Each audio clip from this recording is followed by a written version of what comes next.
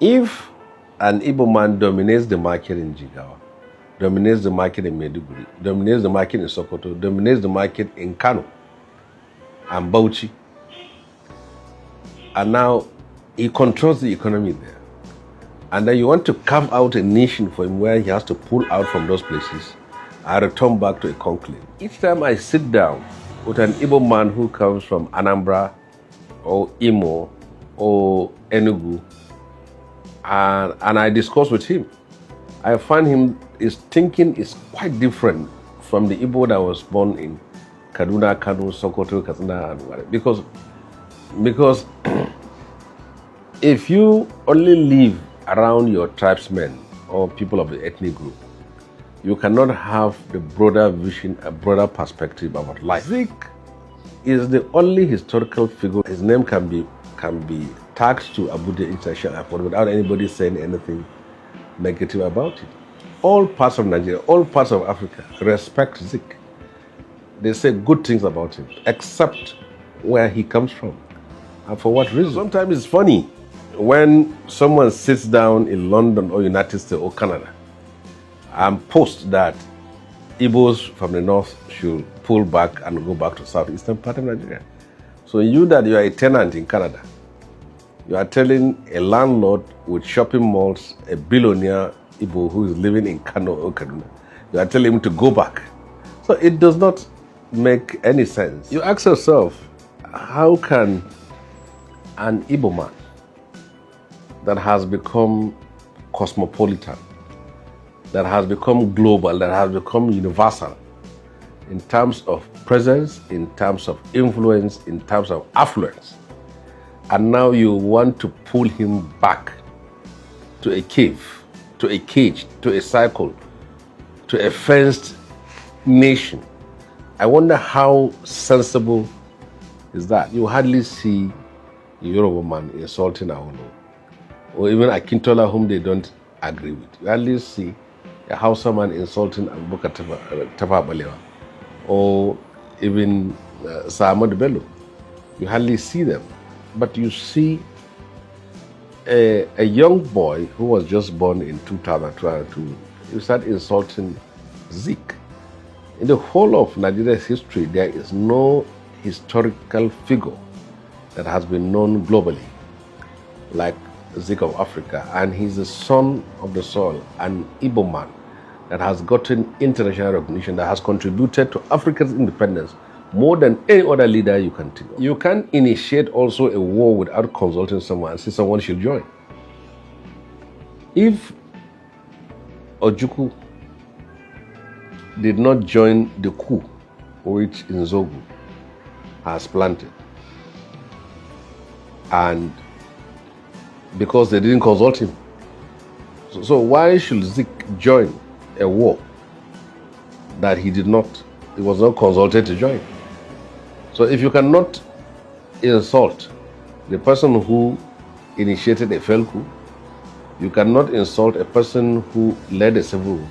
So why should someone who was neither part of the coup nor part of the civil war become a scapegoat of your anger? While I was in prison, it was then that I got in touch to leave. I learned some things about my prison there. First of all, my prison was the prison where Nzogu and other coupists of 1966, where when the Oronsi brought them to Southeast, they were kept in Aba prison.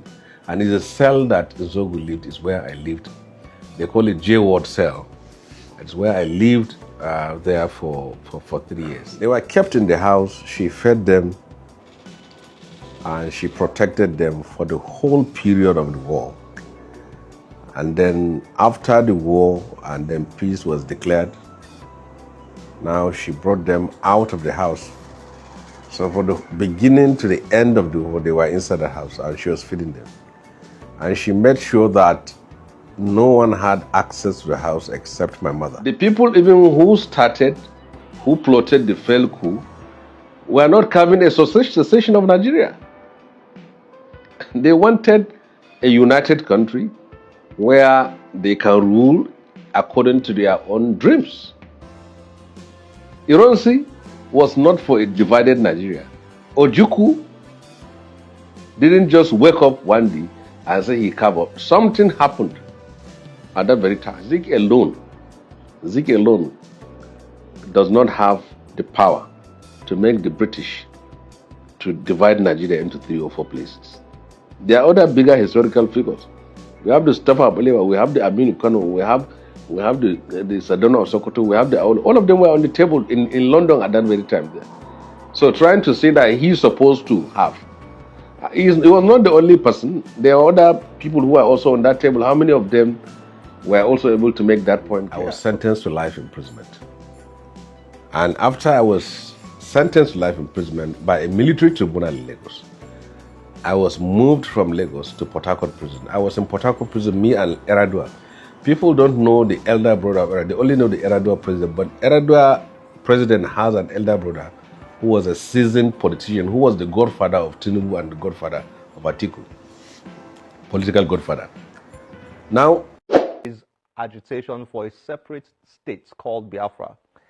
Here's how he responded. I wrote an article, I remember at the time, during the war, and I said, Biafra cannot be defeated. People misunderstood what I was saying. I'm saying that once an idea has taken hold, you cannot destroy that idea. You may destroy the people, the carriers of that idea on the battlefield. Yes, this is known. But ultimately, it's not the end of the story. Otherwise, the Scots would not have gone recently through a process of trying to detach themselves from Great Britain, old as that democracy is. And yet that was taking place in the United Kingdom. So let's not take this position of don't even talk it. Under my watch, this will never happen. Don't say things like that. Go into that environment and ask, what is it that we can do to make you content, to make you happy, to make you feel part of this entity. There is no need. These are the advantages of staying. Listen to some other Biafrans and ask them why they want to stay. This is what we are ready to push as the overall governance authority in this area. But don't go around saying the sovereignty of this nation is indivisible, is non-negotiable.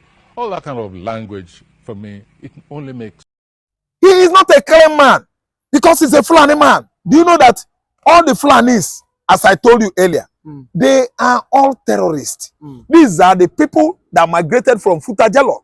They are Fulani people. Fulani people in Africa are warlike people. They are in history addressed as nomad wanderers. They wander from place to place, bearing arms, AK-47, spears, sword. I don't know what they say, javelin. I'm telling you, machete, bow and arrow, guns. Why should you make Nuhu Ribadu national security advisor? Sometimes I look at Igbo, I say, China the same God create Igbo man and the other tribes in Nigeria. Nuhu Ribadu being a Fulani man is a threat to Nigerian security now. Why should somebody wake up and say Nuhu Ribadu national security advisor? You have seen it. Giving Fulani Allah AK-47 amounted the fact that he's among the sponsors and the financiers of terrorists in Nigeria. There's no two ways I should interpret this to my viewers. Even the former Minister of Defense. Yes, Minister of Defense, Metawale and Ahmed Badaru. He was among the financiers of the Fulani herdsmen as well Boko Haram. Why?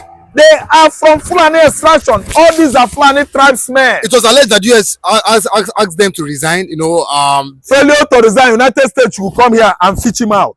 Failure to tell Ribadu to resign over this giving AK-47 to herdsmen apprehended in Kwara State. Nuhu Ribadu should resign. We want to rid off this administration from anybody that comes from Fulani extraction. They are all terrorists. We have been saying this on and on and on. As long as Nigerian tribes, ethnicities, allow Fulani to live among them, insecurity will never finish here. Nigeria will still be facing this plight of bloody clutches on and on, everywhere in the north, southwest, southeast, and even in the mid belt. Southwest, okay. But do you not think that, just like you said, if Donald Trump comes, a lot of people say the moment the US government finally, start acting, that might be the end of Nigeria. Do you think that? Do you agree with that notion? No, it's a lie. It's a lie. If US starts acting, I think that might be the end of Fulani in Nigeria. Okay, the Fulani. The Arab Mugareb. I mean, the part of Arab that are too bloody. I mean, the desert Moors, the desert Barbarians, all those ones that migrated from southern Algeria, southern Libya, northern Sudan,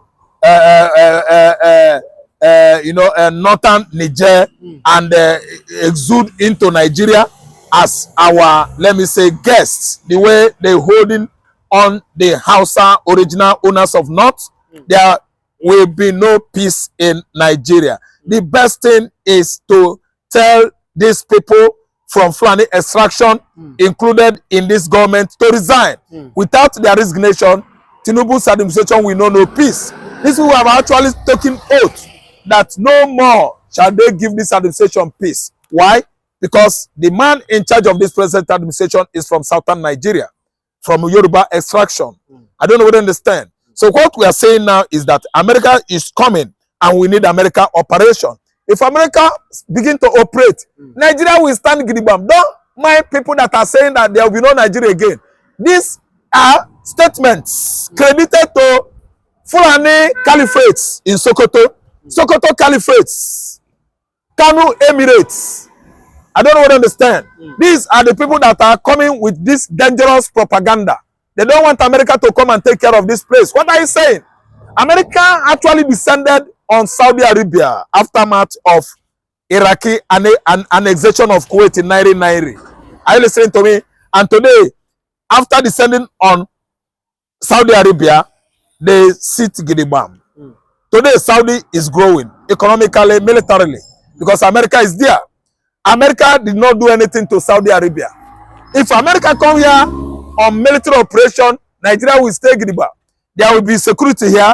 The economy will grow as well. Nigeria will witness nothing but peace, security, mild and peaceful one. Nothing will happen to us here.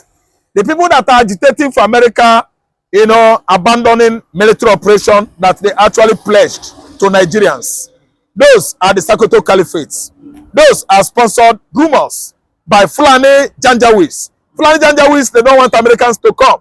They are the obstacles American military service or operation or strike in the northern region, Al-Qaeda stricken regions, ISWAP, stronghold. They are the one that are selling those kind of agenda and propaganda. What we needed right now is that Trump military operation should take effect very, very fast. We need it so fast.